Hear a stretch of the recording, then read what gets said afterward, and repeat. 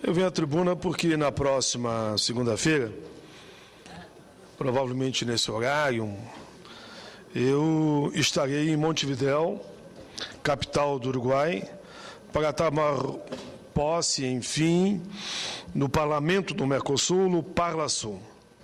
Vou com muito entusiasmo nessa caminhada, esperando contribuir com esse grande projeto que é a integração dos países sul-americanos. Levarei a experiência como sindicalista, como militante dos direitos humanos, que acumulei nesses 25 anos de vida pública.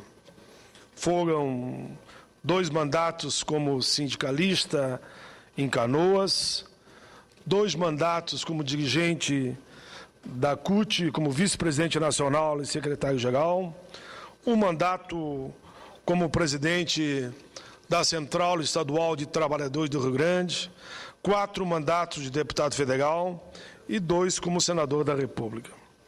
Levo comigo toda a vontade de acertar, muita determinação, para que o Mercosul abrace cada vez mais não só a questão econômica, mas também a questão social e as políticas de bandeiras e as políticas de direitos humanos. São bandeiras que eu tenho levado no longo da minha vida. O social, os direitos humanos e o combate a todo tipo de preconceito. O Mercosul é um grande projeto de integração e, como tal, ultrapassa em muito somente a dimensão econômica. É preciso levar isso seriamente em conta e avançar de forma decidida na direção da integração social e política. Só assim, caminhando em direção a esse cenário, que estaremos sendo fiéis às promessas dessa integração e à coerência daquilo que pregamos no longo das nossas vidas. Esse será o eixo da nossa atuação no Parlasul.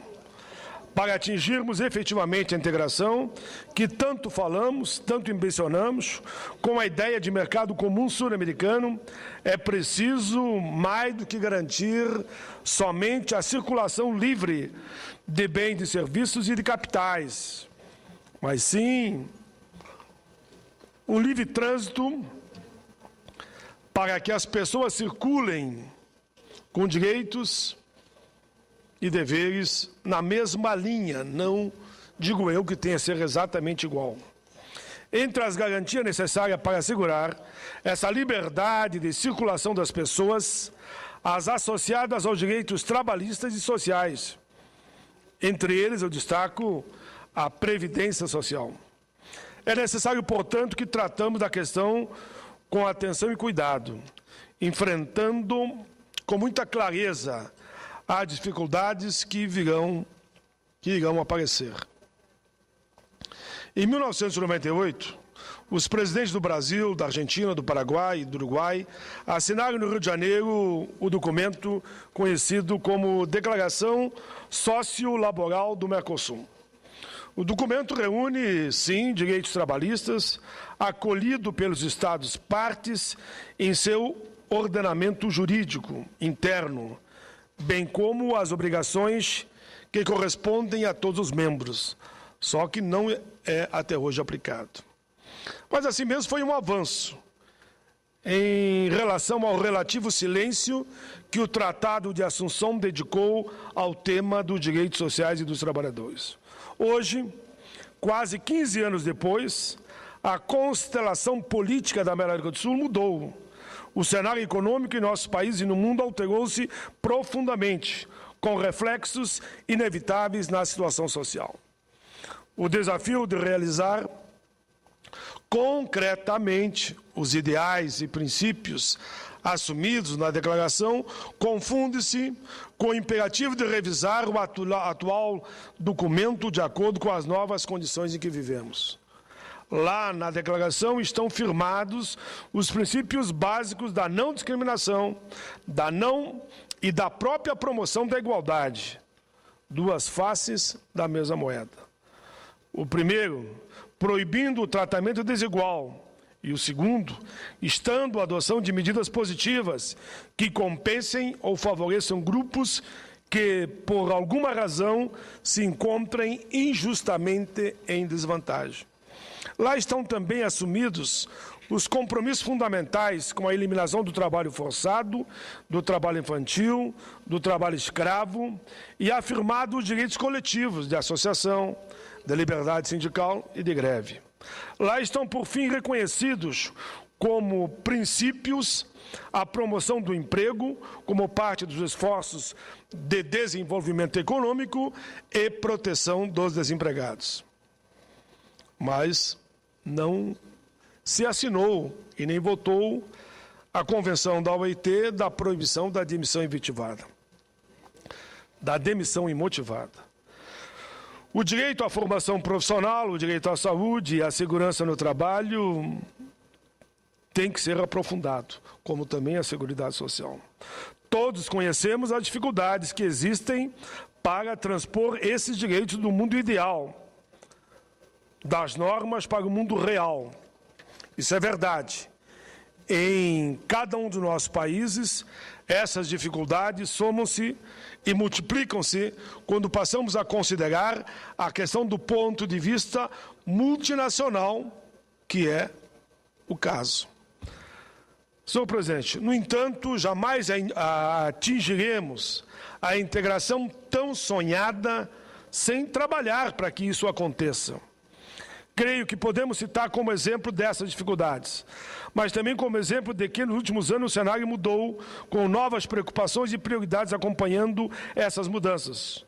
O Acordo Multilateral de Seguridade Social, firmado por Argentina, Brasil, Paraguai e Uruguai em 1997, mas que só entrou em vigor 8 anos depois, em 2005, justamente em um momento que as mudanças do rumo político no nosso país se faziam sentir na orientação dada ao processo de integração regional. Esse acordo, como sabem, assegura o direito à seguridade social aos trabalhadores que prestem ou tenham prestado serviços em qualquer dos estados partes, em pé de igualdade com os nacionais. Na prática, isso significa que as contribuições previdenciárias feitas ao sistema de seguridade social por um trabalhador qualquer país signatário do acordo acumulam-se, ou seja, os períodos de contribuição são totalizados, independentemente do país em que foi feita a contribuição. A entrada em vigor desse acordo em 2005 é, de fato, importante, além de ser um passo significativo para a garantia dos direitos e para a efetivação da mobilidade dos trabalhadores, sem o que a integração regional é só a expressão de uma vontade. No entanto, mesmo que importante, é apenas um primeiro passo e está longe de ser real.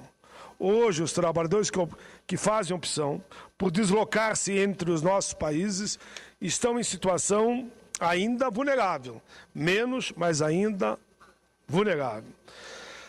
Senhor presidente, a garantia da mobilidade em sentido pleno e real precisa ainda ser conquistada. Para isso, estou convencido, nossa função aqui nesse fórum privilegiado, que é o Parlasul, é de fazer com que essas boas vontades se tornem atos reais, concretos. Indo mais adiante, aprofundar a discussão sobre a dimensão social do processo de integração, especialmente no que se refere à questão do trabalho, passa também pelo desafio de construir políticas comuns de emprego nos contextos bastante diversos dos países que formam o bloco. Desde 2004, diversas manifestações foram feitas nesse sentido. Precisamos dar continuidade, a densidade a essas discussões, garantindo que a preocupação com o emprego esteja sempre presente nos debates incontornáveis em torno da necessária convergência das políticas macroeconômicas de nossos países, imposição imperativa no processo de integração, qualidade do emprego e combater, inclusive, os acidentes no trabalho. Senhor presidente, o enfoque social do processo de integração é imprescindível para que seja assegurada, nesse processo, a justiça social e a plena observância dos direitos humanos. Os objetivos econômicos da integração, que naturalmente impulsionam o projeto de construção de um mercado comum, não são suficientes sozinhos. É preciso que reafirmemos constantemente essa necessidade e que não nos esqueçamos disso, para que tenhamos assegurado a aliança entre o desenvolvimento econômico, que todos desejamos, e o desenvolvimento social, que deve sempre ser a nossa meta. Acredito, senhor presidente, senador Álvaro Dias, senadora Vanessa Graciotin, que os movimentos mais recentes do processo de integração têm manifestado esse reconhecimento, ou seja, a importância da dimensão social. De 2007 para cá, algumas medidas demonstram esse compromisso do bloco em tornar a sério a questão social. A criação em 2007 do Instituto Social do Mercosul, de 2008, de reuniões ampliadas do Conselho do Mercado Comum com a incorporação dos ministros ligados à área social, fazem um novo cenário e comprovam a intenção do compromisso, embora só esteja na intenção. O enfrentamento da crise financeira, que se instalou em todo o mundo e afetou fortemente os países mais ricos, tem fortalecido ao invés de ameaçar esse enfoque social. Porque nós aqui que nos preocupamos com o enfoque social, na distribuição de renda, fortalecemos o mercado interno e, com isso, contornamos a crise. Gostaria ainda, senhor presidente, de dizer algumas palavras sobre outro tema que me é especialmente caro. Refiro-me ao tema de aprofundamento dos mecanismos de participação da sociedade no Mercosul. Com a inclusão cada vez mais importante da dimensão social e política nas discussões sobre a integração regional, é natural que a questão da participação ampliada da sociedade se imponha. Enquanto a agenda do Mercosul foi dominada pelos temas comerciais, essa participação ainda é restrita. Agora, cada vez mais, se torna essencial que a gente bata firme, discuta e faça o bom combate, o bom debate sobre a integração social. No Brasil, desde 2008, funciona o Conselho Brasileiro do Mercosul, participativo, integrado por representantes da sociedade civil. Senhor presidente, reunindo-se 4 vezes por ano, sempre antes da reunião do Grupo Mercado Comum, o Conselho tem assegurado que as opiniões da sociedade civil sejam ouvidas e consideradas no momento das negociações. Nos próximos anos, outro fato importante no Brasil, no que se refere à intensificação da participação da sociedade, no processo de integração será a realização de eleições para a escolha de representantes brasileiros no Mercosul. O Parlasul tem que ser por eleições diretas. As regras para a disputa eleitoral que deverá ocorrer em 2014 está sendo discutida no Congresso Nacional Brasileiro e a discussão deve aprofundar-se este ano. Tenho certeza de que a realização desses pleitos será um marco histórico para fortalecer o Mercosul. Porque é diferente um indicado do que um votado. Quem é votado pela população tem que prestar conta à população. Um que é indicado, ele só presta conta para quem o indicou. Estamos em um momento importante da história da América Latina. Estou convencido de que o papel que o Mercosul desempenhará no futuro do continente é fundamental. Senhor presidente, senador Álvaro Dias, eu quero ainda tratar de um outro tema nesses últimos 7 minutos. Eu estava há dias preparando um pronunciamento sobre a importância desse movimento que faz o governo brasileiro, centralizado, diria, na figura da presidenta Dilma, no ataque à taxa de juros. E eu que dificilmente faço isso, mas hoje vou fazer, eu li na revista Isto é Dinheiro, o editorial da revista com o título Chega de Juros Altos. E vou ler aqui, vou ler o que diz o editorial da revista. A revista Isto é Dinheiro publicou na sua última edição, 18 de abril, agora no fim de semana, um editorial em que o assunto é a redução da taxa de juros no país. O texto leva como título Chega de Juros Altos, assinado pelo diretor editorial Carlos José Marques, onde aponta essa necessidade e o anseio da população. Diz o editorial, eu vou ler porque eu me identifiquei com o editorial, que combate a taxa de juros. Nunca se viu antes uma ofensiva tão firme e decisiva de um governo contra a inexpugnável muralha de juros dos bancos, que há décadas barra a competitividade da economia. Isso sim barra a competição, e não reduzir encargos sobre a folha simplesmente. Protestos de autoridades e da sociedade civil ao longo de décadas foram muitos, mas medidas contra taxas escorchantes, decantadas, como as mais altas do mundo, ficaram sempre por terra. Não passaram de promessas ou ameaças protocolares.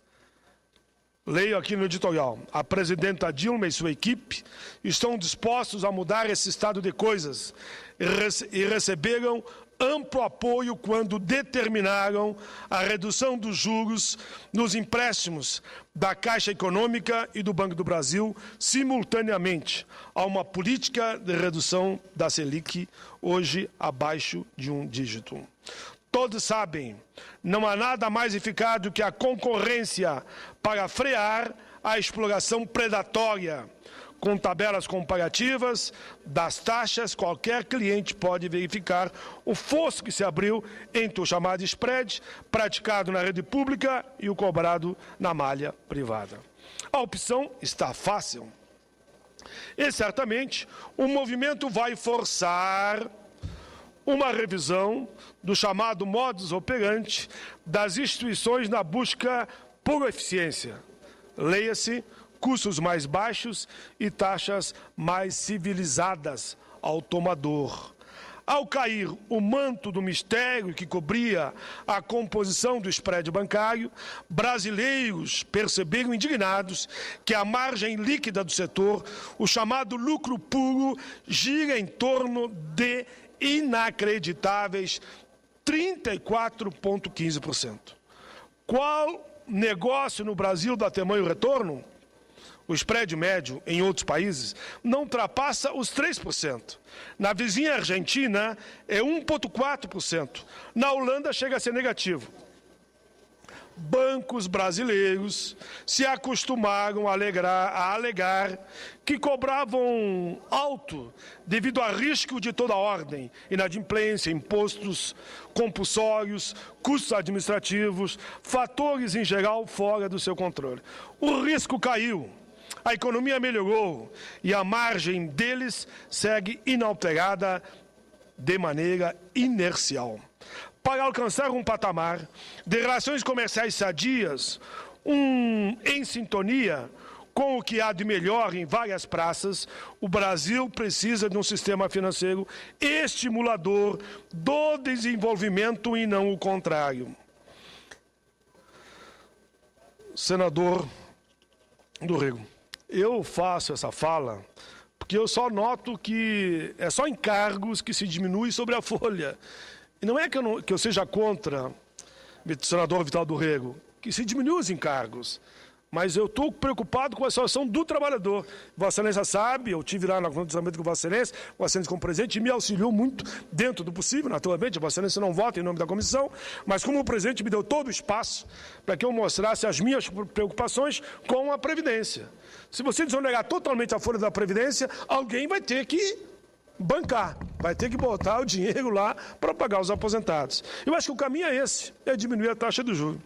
A surrada tática de jogar a culpa de spread elevados no colo do Estado não cola mais.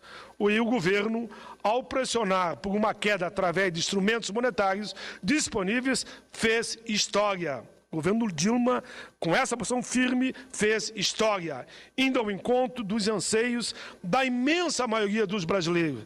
Nesse ambiente, a era dos juros altos chegou ao seu limite. Eu que venho à tribuna senador Álvaro Dias, e muitas vezes, questiono algumas posições e elogio outras. Esta eu faço questão de elogiar. Diminuir a taxa de juros, no meu entendimento, é o caminho. Parabéns ao editorial corajoso da Isto É Dinheiro.